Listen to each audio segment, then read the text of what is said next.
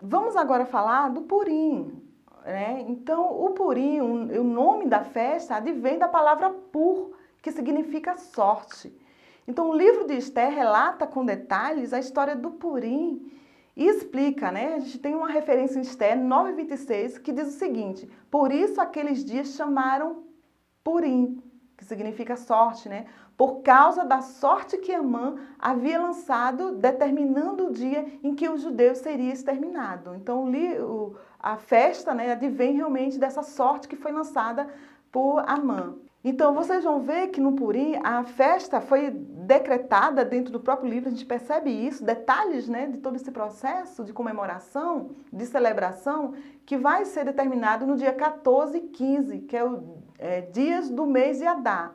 Também era um dia, né, um dia de descanso, né? Então, como eles comemoravam isso? Era um dia de descanso, de celebrações alegres, porque justamente eles já haviam recebido, né, um contra-decreto para se defenderem e aí eles têm a vitória, né? Os judeus vencem esse período onde eles eram ameaçados de morte. E nessa ocasião eles vão dizer que devemos festejar com muita alegria esse livramento, né, que certamente, né, eles têm a certeza de que proveio do próprio Deus. E nessa ocasião, por isso que eles vão falar que não há momento para lamentos nem luto, mas é um momento de muita alegria pela providência divina, né, em ter salvado, livrado eles através de Esther, através de Mordecai, do inimigo chamado Amã. Então essa festa ela também é celebrada, né, com ofertas, né, de alimentos e muitos presentes. Então uma refeição era festiva com todos deveriam participar, comer, beber e se alegrar, né, no período do Purim.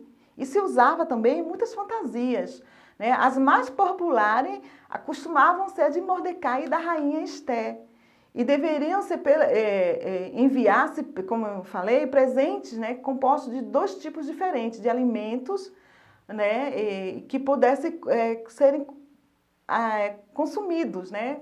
Como, por exemplo, biscoito, frutas, doces, né, bebidas, e eles deveriam enviar isso a um amigo, né? Então eles deveriam ser muito generosos e isso também, principalmente que todos deveriam participar dessa festividade, ninguém podia ficar de fora.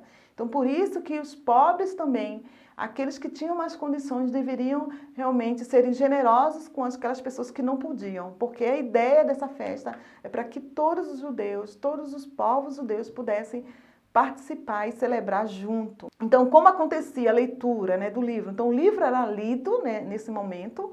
Então, o povo clamava, seja apagado o seu nome, pereça o nome dos perversos. Ou seja, quando chegava no nome, na palavra no nome Amã, eles declaravam de fato isso, seja apagado o seu nome, pereça o nome dos perversos.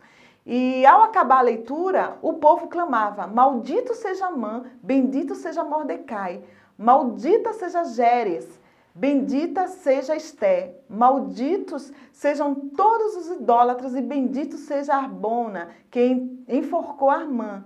Também se fazia muito barulho, né, com o nome de Armã, quando o nome dele era mencionado. Então era desse momento, né, um pouco que eu estou relatando aqui, como se era comemorado, né, essa festividade e como eles enxergavam e olhavam a festa do Purim. E algumas dessas festas, né, a gente vê que ela não fazia essa festa do Purim, que é uma coisa importante da gente perceber. Essa festa do Purim não é uma lei mosaica, né? Então você vai ver que no tempos lá do período de Moisés, né, principalmente o período do Pentateuco, foi dado muitas ordenanças, muitas leis, e algumas leis delas eram as leis de algumas festas, e vocês vão ver que não está relacionado a essas festas. É uma festa que veio muito depois, né, e foi estabelecida por Mordecai, né, e Esther. Então isso é algo que a gente precisa perceber. E por causa disso, muitos rabinos e profetas se opuseram à festa, dizendo que ela não poderia, ela poderia debilitar, né, os mandamentos de Moisés, né? Mas, enfim, a comunidade em geral judaica não concordaram, né, com essa opinião de alguns judeus com esse medo, com esse receio de que essa festa poderia, de alguma forma, né, tá indo de encontro, né, de uma forma negativa com as leis que já foram feitas e estabilizadas, né, no tempo de Moisés, né? Mas, de uma forma geral, isso realmente não conduz, né? Muitos aceitam essa festa e até hoje, como eu falei, eles têm vivido e praticado e relembrado a história através da festa do Purim. E aí vamos trabalhar um pouco com algumas biografias. Então você vai ver que o livro de Esther, ele vai trabalhar muito na história dos personagens. Então a gente vai perceber. E é muito importante quando você estiver trabalhando o seu texto, observar de fato as características, porque vai ser isso de fato que você vai perceber e vai interpretar dentro do texto. É cada personagem, né? Como era o caráter, a característica, o que eles pensavam, como eles agiam, né? Então isso é muito importante você perceber. E o rei Assuero, né, que no hebraico significa homem poderoso. Você vai ver que a forma grega para ele, né, que o seu nome é Xerxes. Então ele é conhecido na história, como eu já falei, de Xerxes I. Então o início do reinado dele foi 486. Nessa época, né, os guerreiros persas eram muito respeitados. E o exército de Xerxes era formado por mais de 50 diferentes nações. Então você vai ver que ele era considerado muito na história desse rei guerreiro. Ele estava sempre envolvido nas guerras e o exército dele tinha essa diversidade, né, de nações dentro dele servindo a eles. Ele usou, né, os seus primeiros, Xerxes, ele vai usar os seus primeiros anos, né, de governo para sufocar uma revolta que aconteceu interna, né, no seu reino. Então, quando ele começou a reinar, então alguns vasalos deles, como por exemplo o Egito, foi uma das nações, né, que foi dominada, né, pelos persas, e eles tentaram se rebelar contra os persas, né, para tentar se livrar realmente do governo dos persas. Então, Xerxes ele teve muito problema com isso, né, com algumas nações querendo sair debaixo do seu governo, né, querendo essa liberdade. E isso se punham, né, contra, né, o governo persa. Então, diante disso, ele teve que lidar com todas essas revoltas e ele conseguiu, né, colocar realmente o povo, os egípcios no lugar deles, servindo a eles como vasalos, e daí então, depois disso, ele começou a batalhar mais em relação ao que ele gostaria de se envolver, que diante do período dele de reinado, ele era um rei muito ambicioso, então ele queria umas terras, né? Então as terras gregas principalmente, ele foi esse rei que quis conquistar, né, os gregos. Aí ele vai tentar desenvolver essas guerras, né, essas guerras que são chamadas as guerras médicas. Então a gente vai ver que existiam algumas batalhas em relação a isso. Então a primeira batalha foi em Maratona, e essa batalha foi liderada, né, pelo rei Dário I, que era o pai de Xerxes I, né? Então isso aconteceu em 490. E aí a gente tem a segunda batalha acontecendo em Termópilas, que foi agora com Xerxes, né, e aconteceu em 480. E aí a gente tem a outra batalha, que foi em Salamina, no mesmo ano, né, no ano 80, né, que era o 5º ano do rei Xerxes. E temos a outra batalha, né, dentro dessas batalhas médicas, que são chamadas, a gente tem a Batalha de Plateias, que foi em 27 de agosto de 479. Então a gente vai ver que Xerxes, encerrando tudo aí, ele foi assassinado na sua câmara de dormir em 465, né, a.C., deixando seu filho Artaxerxes como rei. Diante dessa batalha, né, a gente vai ver que essa batalha, houve umas pessoas que se rebelaram, como eu falei, que Xerxes ele queria dominar, né, o Império Persa, ele já tinha um domínio de terras muito grande, diante do próprio Ciro e outros reis que vieram antes de Xerxes. Mas Xerxes, ele queria, né, esse Assuero, ele queria mais, ele queria conquistar, né, mais a terra grega ali. Então existiam algumas terras, como Esparta, Atenas e Plateias, são essas do mar ali jônico, eles queriam dominar isso, né? Xerxes queria fazer com eles fossem vasalos dele, o que acontece? Essas pessoas se manifestam ao contrário, né? Então a gente tem um material aqui, um mapa, né, que fala realmente desses estados que se levantaram contra o reino persa. Então ele vai se levantar e aí a gente vai ver essas batalhas de fato acontecendo, né, na região Jônia.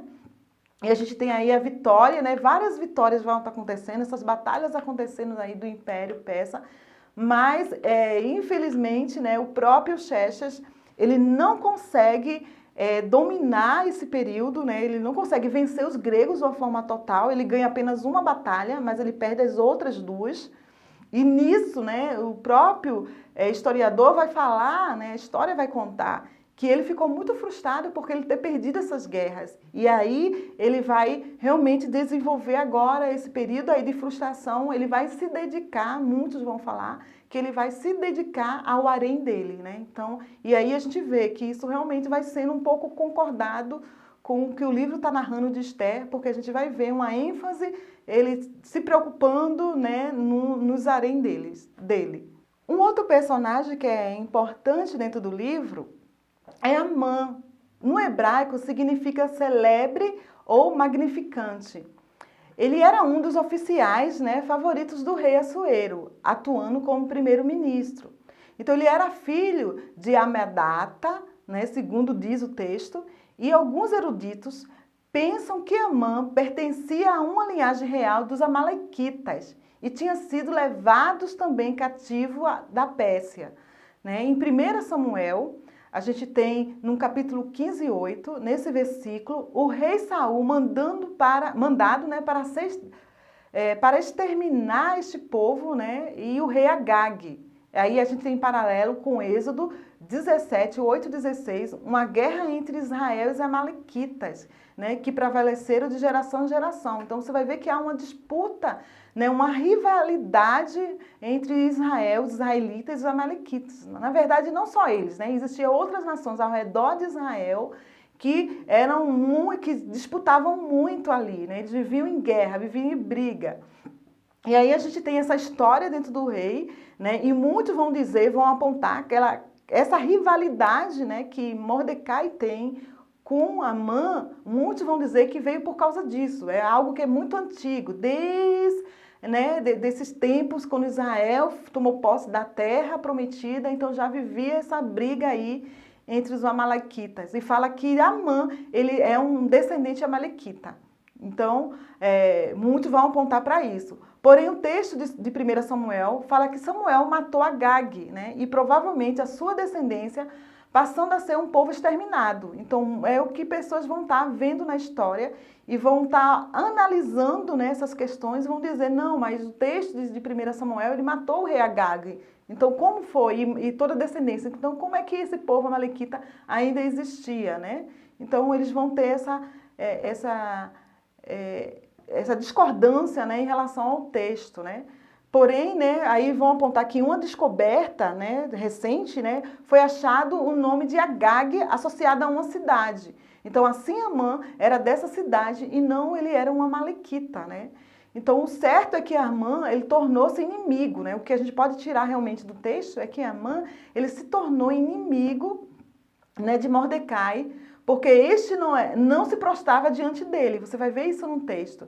Então, isso produziu uma conspiração para exterminar toda a comunidade judaica através de um decreto autorizado pelo rei, né, a mando de Amã. Porém, o seu plano foi detido pela rainha Estel, que a gente vê, e Mordecai, né, e o rei Assuero ordenou que Amã fosse executado na mesma forca que ele havia preparado para Mordecai. Então, a gente tem um pouco aí dessa biografia de Amã que a gente encontra realmente no texto. Aí o outro personagem importante é justamente Mordecai, que era um judeu de Benjamim, filho de Semei, filho de Quis, né, transportado de Jerusalém com Jeconias, rei de Judá, por Nabucodonosor, rei da Babilônia, que o próprio texto vai falar a respeito disso. O seu nome deriva de um nome comum na Babilônia, que é vinculado a Marduk, que era um deus dos babilônicos, né? Que passou a ser dos persas também. Então ele criou Esther, né, que era filha do seu tio. Então, Mordecai, as pessoas às vezes confundem muito, né? Mordecai é tio de Esté ou Mordecai é primo. Mas, segundo o texto, Mordecai é primo de Esté. Então, ele denunciou uma conspiração, né? O texto vai nos mostrar isso, que era contra o rei Xerxes, e ele foi odiado por Amã, né? Porque não se prostrava, né, diante a sua presença. Também ele foi exaltado, né? O texto vai mostrar esse personagem sendo exaltado, sendo o segundo, né, após realmente o rei Assuero, ocupando o lugar do seu inimigo que foi morto.